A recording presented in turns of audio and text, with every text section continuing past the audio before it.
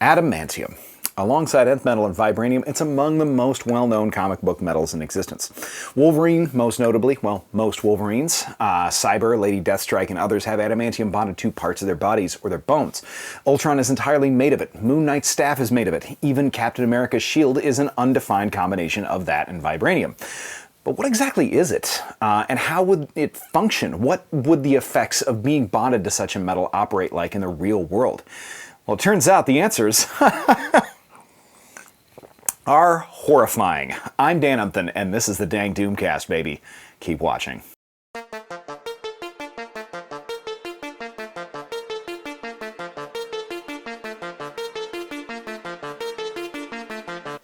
All right, first and foremost, before we get started, do me a little favor and throw a subscribe here and hit the bell. I hate asking for it, but I do make videos that are very good once a week, and I'd hate for you to miss any of them. Anyway, I got to thinking about adamantium after reading X-Men 10 by Jerry Dugan and Javier Pena, which, let's acknowledge, this is a great flagship book here. I don't always like Jerry Dugan, but I love this book. And I'd also been watching a documentary called Bleeding Edge. That part we're going to get to in just a second. But in X-Men 10, Laura Kinney, Wolverine, is resurrected by the Five with adamantium claws, but not an adamantium skeleton like Logan and Sabretooth once had, because Dugan very gracefully corrected a mistake that he or an editor, somebody had made in a previous book, giving the idea that Laura had an adamantium skeleton as well, which she doesn't. Then I got to thinking, holy shit, how many people in Marvel actually have adamantium stuff? Turns out a ton of people have it. Wolverine and then, like, almost everybody else, I guess. Adamantium is a functionally indestructible metal, save for by other adamantium, and then even rarely. Nuclear weapons, Hulk level force, barely anything does any kind of damage to it at all. Once sharpened, it's practically able to cut through anything, meaning it's near atomically sharp. And the metal has a very long Marvel history.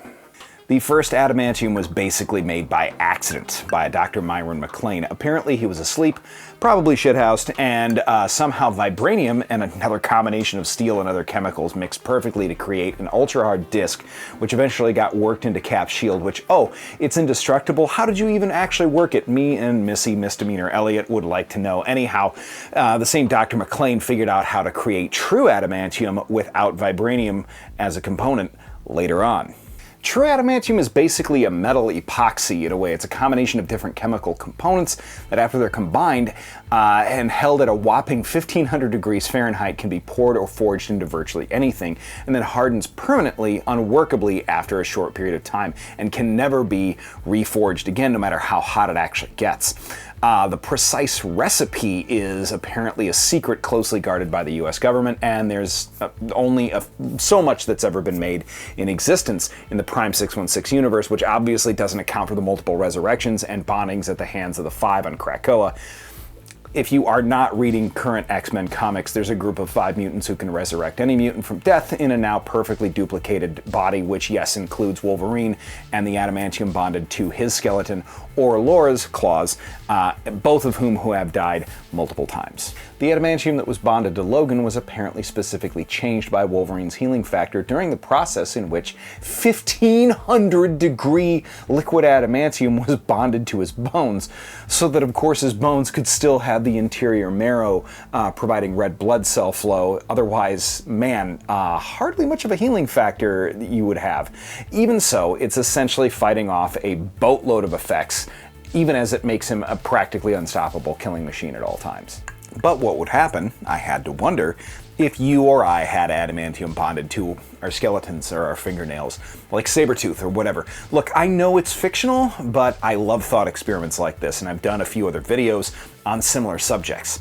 So the first problem is weight. Adamantium isn't a specific element, it's a steel alloy, which means it's mostly atomically close to iron, I would guess, in a lot of ways, or the other subcomponents of steel like carbon and cadmium, which also means that skeletons coated in this stuff are probably going to add around 100 pounds or more to your frame, give or take, depending on how thick that actual layer of adamantium is on your bones. So yeah, that's going to take a hell of a toll on your body and your system. First of all, you don't swim anymore. That's already been addressed in comics. Wolverine does not swim very well at all, unless he does in the Marvel swimsuit issues. Also, the extra skeletal weight would consistently damage your ligaments, your bursa, your cartilage, and your other tissues. Like your feet would probably swell and widen, and all of this, of course, without a healing factor. But it gets worse. I mentioned the deal with the bone marrow and the red blood cells, and all your blood cells, of course, are manufactured inside of your body and your bones, inside of the marrow, and it's carried out of your marrow by vessels and arteries linked to those slightly porous bones. So presumably, if you survive the 1500 degree heat that is required to bond it to your skeleton and the weight of the metal, it also have to be less than a razor thin layer of it covering your bones just to keep it porous enough to ensure blood cell production continued. Otherwise, you'd die. Let's admit it though, you'd already be dead 3 times over. I'm just liking to think about what this hypothetical miserable human creature is suffering. And then X-Men 10 reminded me of something that I'd seen in comics before, and then that documentary Bleeding Edge, which I mentioned earlier, it's about joints and implants and metal. Real people with cobalt or other metal hips or joint replacements often get heavy metal poisoning, which presents as dementia and psychosis, often with memory loss and undirected rage as a symptom. It turns them into, oh, yeah. Except Nana is no Weapon X, it's just her kicking orderlies around and making visiting time. Real awkward. Anyway, adamantium poisoning is established in comics, often for mutants, and of course Logan's system fights it off, but still, memory loss and rage is pretty much Logan's whole past. But for a regular human, you'd probably end up impossibly insane and probably dead of poison if the other aforementioned issues did not already kill you immediately anyway. So what did we learn, kids? In short, we learned that if you were holding out hope that you could ever have a super powerful fictional metal with impossible metallurgical properties bonded to your human skeleton, if it actually existed, and if you survived, you'd probably be in very twisted, sorry shape before dying a horribly painful death after torment and mental anguish if you didn't already have a mutant healing factor, constantly preventing you from succumbing to its side effects. And that is a hell of a long sentence. But hey, for those of you who like Hawkeye, you have a few trick arrows with adamantium tips, or a silver samurai with a sweet adamantium katana, there's at least a slight chance that you, a lowly human, could hold your own against a mutant Canadian ball of rage. Well, thanks everybody for watching. This has been the Doomcast.